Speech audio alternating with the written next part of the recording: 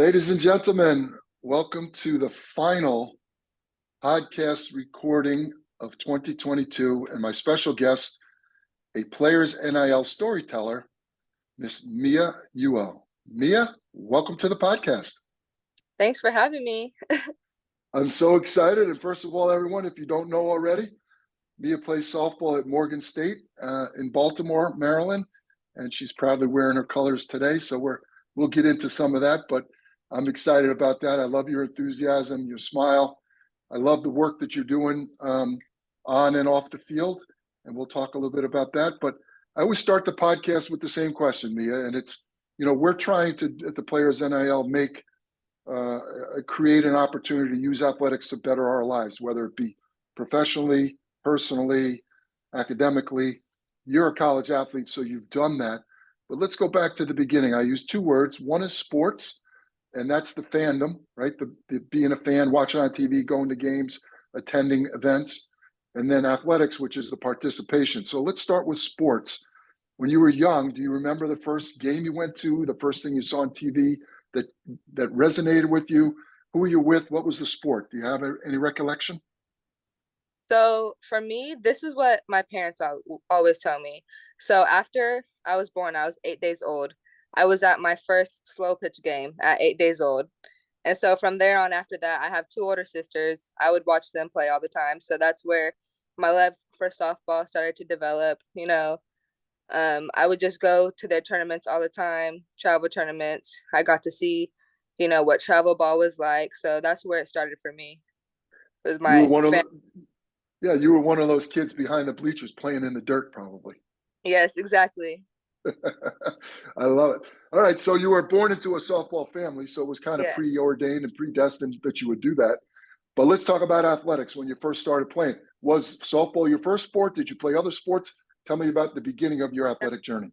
Softball was my first sport, and then after that, I also started playing basketball. I liked basketball a lot, but it wasn't, the same passion that I had for softball. It wasn't, in the family the same way softball was. It wasn't like the main thing, but that's something else I did. Um, and I guess, like most people, I started with like t-ball, little league, and I think I had to be like, I think I was like 9 when it was just like, okay, little league, this isn't the level of competition that I'm at right now. Like, I need to do something better, see different types of competition, because where I'm at right now, like, I'm miserable. I was losing every game, and I'm like, why can't you guys catch the ball or hit it like I can, or like people that, or like my sisters can. So that's when I was 9, that's when I started playing travel ball softball, and seeing the big teams from like California, Texas, that kind of stuff. So then from Exciting. more Yeah, travel college. I love it. That's exciting. So tell me about some of the influences during that period of time. Did you have a coach? Did you have a teammate? Was there a good influence? Was there a bad influence? Was there some experience that you had that said, I never want to do that, or I never want to be that person, or I never want to be in this situation again? Tell us about those 9, 10, 11, 12, 13-year-old days, which are really formative for a young woman off the field, but athletically also very much, a growth period. So tell us about some of the mentors or the leaders that you looked up to in that period of time. So I would say that at the time, my first ASA coach was someone that, made me feel like I was, that kid. Like I had something special, like when I went to the tryouts, like after, tryouts were over and everything, he told my mom that, oh, like this girl, like she's something special. And like, I never really heard something like that from an adult that, wasn't my own family. So that's when I was kind of like, okay, like I really am, able to be playing at a high level. And so honestly, that first year on that team was pretty rough. But, after that year, we got a lot of new girls. And that's where I met my best friend, who is still currently my best friend. And her name is also Mia. So we were kind of this dynamic duo. So playing with her was always like something that I loved doing. So it was just always a great time out on the field. And she was a pitcher and also played second. So we'd be in the middle infield together, or she'd be my pitcher that I'm backing up. So we always had like a great relationship. And like the way that our energies bounced off each other in like a leadership way, like the way that we led the team was something that, really made me like love playing the sport. I love it. Shout out to Mia number two, your best friend. I love She's those actually stories. one because she was born before me. So I'm Mia number two. Okay, Mia one. What position were you playing in those days? I played shortstop my whole life, literally until I got to colleges. The first time I didn't play shortstop. So Okay. yeah. All right. So you have some fun experiences. You're playing with some better competition, which is improving your game. You're best friends with Mia number one. Your coach is enthusiastic, telling you that you have a chance. When did you realize that you could play in college, and what was that journey like in terms of college decision? Where you go, when you go, who were you attracted to in terms of mentors and leaders in the college level? So for me, like something that really made me realize that I can go D1 and I can play at a high level was there's this annual tournament called the Colorado Sparkler. It happens every year, summer big tournament. It's really like a big exposure tournament, but it's not like sometimes exposure tournaments are like there's not really like a winner. This one is like just like the big one, but there is a winner and everything. So another thing that they do at that tournament is they have all stars and like all Americans. So for 3 years, like in a row, I was on the All Star team, and then twice I made it onto the All American team. So in that time period where I was, being selected out of thousands of people in this tournament, I was being selected like of what ended up being like maybe 50 girls at the end in the All American game. So I'm realizing like, oh, like I'm at this level and there's so many other people here. So that means something.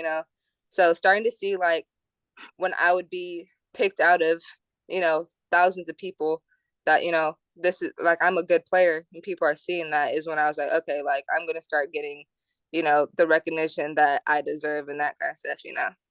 Love that. That's great. It had to be an amazing feeling. So, for those that don't know, Mia is a multi-talented student athlete, and off the field, she has a passion for art. So, much like athletics, I'm assuming that your interest in art started young. Tell us a little bit about your interest in art and how that has progressed. Yeah, when I was a kid, like I would draw a lot. Like I would, if we were going even to like my sister's tournaments, if we were going to a tournament, it's like, a long car ride, I'd bring a notebook and be drawing in the back seat.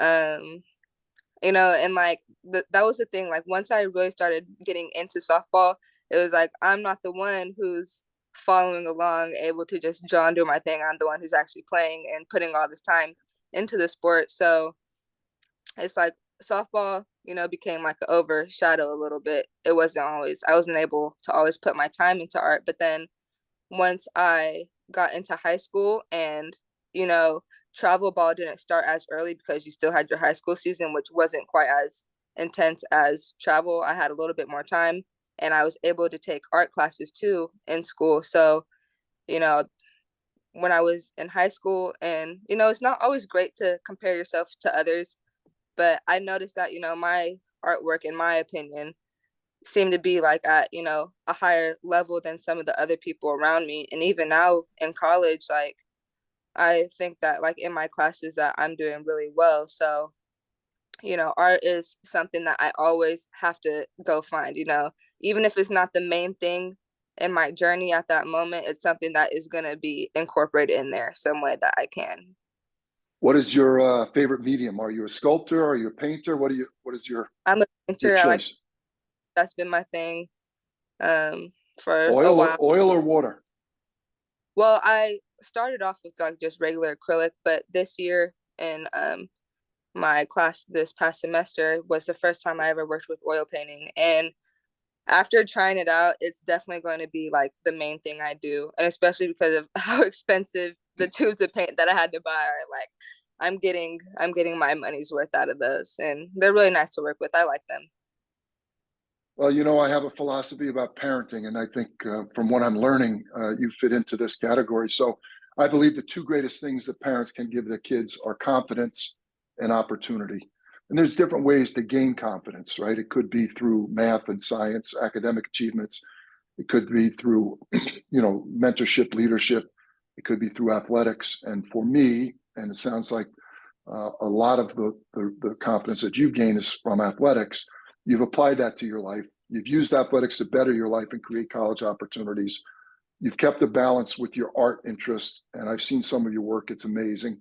And we'll get to how we can see some of that later on. But so now you get to college. It's a little bit different level of competition. Everyone's a little bit more serious. The commitment's a little bit more. But along comes NIL, name, image, and likeness. Tell us why you're interested in being a player's NIL storyteller and why you're interested in name, image, and likeness. How do you see that in your present and in your future?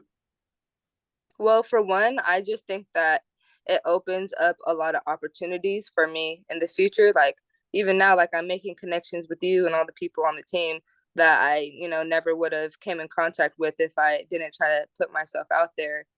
And it's like, when I was in high school, this wasn't a thing yet. Like players weren't really able to get paid. So like my sister and my brothers who were in college, like they didn't have this. So seeing like this cool new thing that, is brand new, like I'm a part of like the beginning of history really, which is super cool. Like, this is just the beginning. And I feel like now is just the time to do it, like not to jump on it late like some people are going to be doing, and I just really think that it's just going to be a great way to have opportunities in many different things in life.